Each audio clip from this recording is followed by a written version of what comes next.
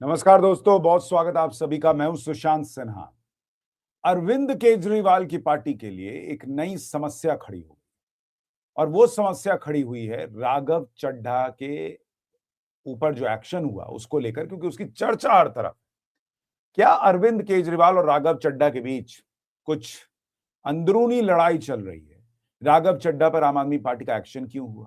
कैसे पूरी आम आदमी पार्टी ने राघव चड्ढा के ऊपर जो है वो पूरा मोर्चा खोल दिया, और पर्दे के पीछे की कहानी क्या है आज आपको बताऊंगा। क्योंकि आज आप देखिए कि इस वक्त तीन लोगों की बड़ी चर्चा है: अरविंद केजरीवाल, राघव चड्ढा जिन पर एक्शन हो गया है, और स्वाति मालीवाल। स्वाति मालीवाल इसलिए कि लोग पूछ रहे हैं कि भाई राघव चड्ढा पे तो एक्शन कर दिया आपने, स्वाति मालीवाल पे एक्शन क्यों नहीं होता, और क्या अगला एक्शन स्वाति मालीवाल पर होना, ये भी लोग पूछ रहे हैं। लेकिन मैं आपको दिखाता हूं दरअसल कहानी कहां चली गई है।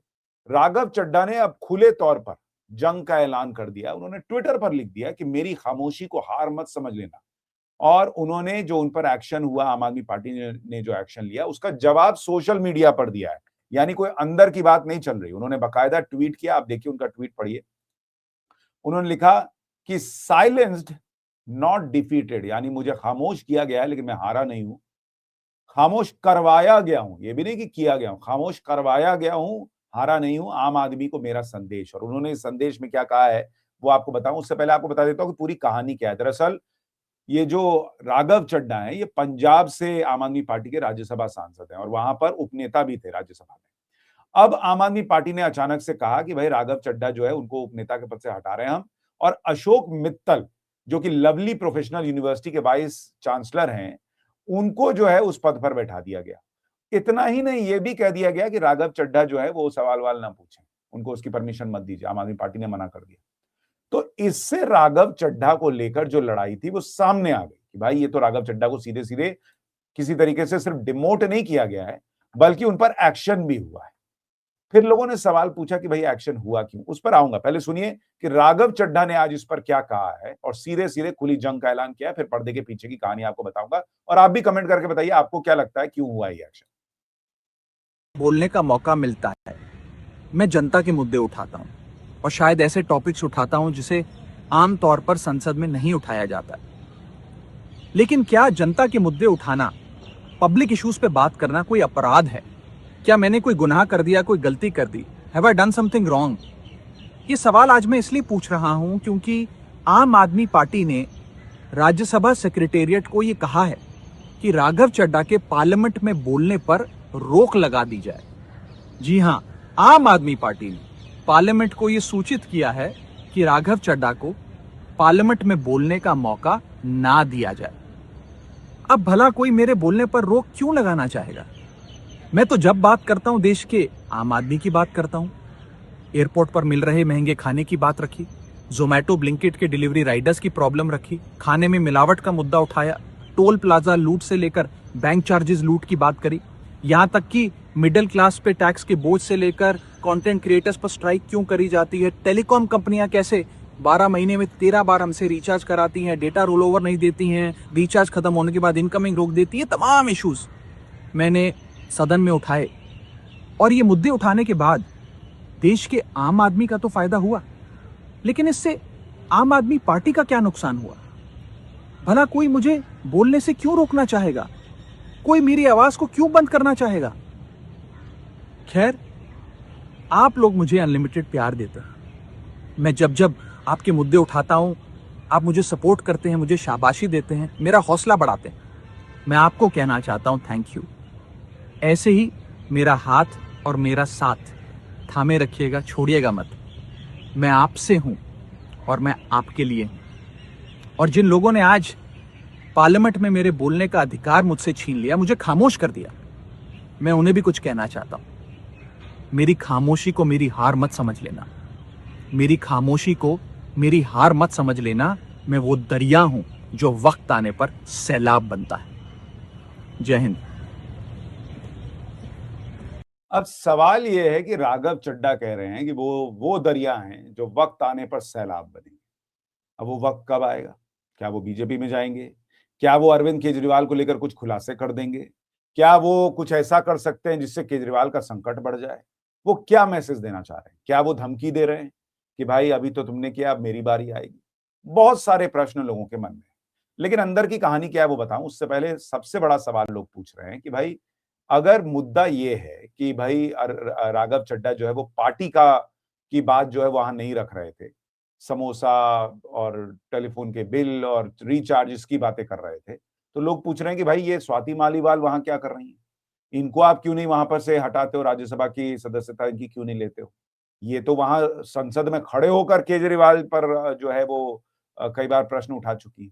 दिल्ली में इलेक्शन के वक्त इन्होंने कह दिया था कि आतिशी के जो परिवार वाले हैं उन्होंने तो मर्सी प्ली, दया याचिका लगाई थी अफजल गुरु को लेकर।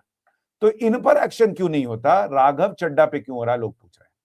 दूसरी तरफ भगवंत मान कह रहे हैं कि राघव दूसरे स्टेशन से बोल रहे थे, पंजाब के मुद्दे नहीं उठाए। किसान मुद्दों से ध्यान हटाकर समोसा पिज्जा पर बात करना संदेह पैदा करता है। और उन्होंने कहा डिप्टी लीडर के पद से हटा दिया तो क्या हो गया, ये तो पहले भी होता रहा है। लेकिन मुद्दा डिप्टी लीडर का नहीं है, वो भी वही कह रहे राघव चड्ढा कि भाई मेरे से सवाल पूछने का अधिकार क्यों छीन लियो, मैंने ऐसा क्या कर दिया। अब वो बताऊं कि ऐसा क्या किया, उससे पहले सुनिए कि आम आदमी पार्टी भी पूरी तरीके से हमलावर है। आप देखिए सौरभ भारद्वाज, इन्होंने बाकायदा ट्वीट किया, क्योंकि आम आदमी पार्टी की लड़ाइयां प्यार मोहब्बत सब ट्विटर पर ही दिखता है। उन्होंने कहा कि just saw your video Raghav भाई, जो डर गया समझो मर गया। मतलब आम आदमी पार्टी ये बता रही है कि राघव चड्ढा डर गए हैं बीजेपी से और इसलिए जो है उन पर एक्शन हुआ है। जरा एक बार आप सुनिए सौरभ भारद्वाज को और आतिशी को, वो क्या कह रहे हैं। अभी आपका वीडियो देखा, हम सब लोग अरविंद केजरीवाल जी के सिपाही हैं और हमने तो एक ही बात सीखी थी, जो डर गया समझो मर गया। हम सबको तो लोगों के मुद्दे उठाने थे सरकार की आंख में आंख डाल के। पिछले कुछ दिनों में हमने देखा जो भी कोई सीरियस मुद्दे सरकार के खिलाफ उठाता है, सरकार से प्रश्न पूछता है, लोगों की बात करता है, सरकार डिक्टेटर की तरह उसको तमाम सोशल मीडिया पर बैन कर रही है। चाहे वो ट्विटर हो, चाहे वो फेसबुक हो, चाहे वो यूट्यूब हो, सब जगह बैन किया जा रहा है। एफआईआर दर्ज कराई जा रही हैं, मुकदमे किए जा रहे हैं। सरकार को इससे कोई फर्क नहीं पड़ता कि कोई सॉफ्ट पीआर अपनी पार्लियामेंट में करे, क्योंकि पार्लियामेंट में एक छोटी सी पार्टी का बड़ा लिमिटेड टाइम होता है। उसमें अगर कोई समोसों की बात उठा रहा है तो उससे ज़रूरी है कि देश के बड़े मुद्दों की बात उठाएं। पूरे देश में हमने देखा, हर राज्य में चुनाव से पहले सही लोगों के वोट काटे जाते हैं और नकली और झूठे वोट बना के सरकार पूरी बेईमानी के साथ सिस्टम पे कब्जा करके चुनाव जीत रही है। वेस्ट बंगाल में भी यही हो रहा है। अभी सारे विपक्षी पार्टियों ने सीईसी को इम्पीच करने के लिए मोशन लाना चाहा, आपने उसको साइन करने से मना कर दिया। जब भी कोई मुद्दा हो जिसके ऊपर अपोजिशन वॉकआउट करती है, आप वॉकआउट नहीं करते हैं। पिछले कई अरसे से मैंने देखा आपने कोई भी मुद्दा सदन में नहीं उठाया जिसमें आपने प्रधानमंत्री या भारतीय जनता पार्टी की सरकार से प्रश्न किया हो। ऐसे डर की राजनीति कैसे चलेगी? यानी सौरभ भारद्वाज ये कह रहे हैं कि राघव चड्ढा गए तो आम आदमी पार्टी की सीट पर है वहां राज्यसभा में, लेकिन ये अपनी दुकान चला रहे हैं, ये अपने हिसाब से चीजें कर रहे हैं। और जब पार्टी का कोई स्टैंड है तो उसके साथ खड़े नहीं होते। जैसे उन्होंने कहा कि आपने हस्ताक्षर नहीं किया सीईसी के खिलाफ जब प्रस्ताव लाया जा रहा था, या फिर आप वॉकआउट नहीं करते जब विपक्ष वॉकआउट करता है। और आप क्या करते हैं भाई, आप क्या करते हैं, आप इस तरह से डिलीवरी बॉय बन के वीडियो रिकॉर्ड करते हैं और उसको सोशल मीडिया पे डालते हैं और उसमें मिलियंस में व्यूज ले आते हैं। तो सौरभ भारद्वाज कह रहे हैं कि आपको वहां पे सॉफ्ट पीआर करने थोड़ी भेजा है पार्टी ने, और इसीलिए इनका कहना है कि ये डर गए बीजेपी से।